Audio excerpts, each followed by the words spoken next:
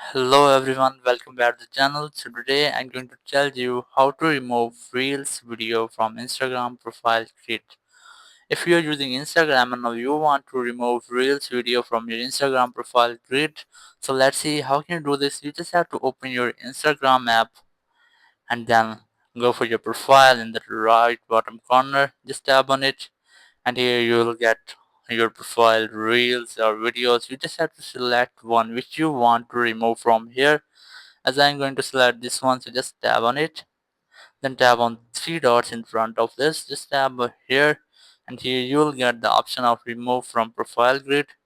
Just select it, and after that you can see that the reel has been removed from my main profile grid and it will move here. So that's how you can easily remove any video from your Instagram profile grid. Thank you very much for watching the video. Until the next video, bye bye.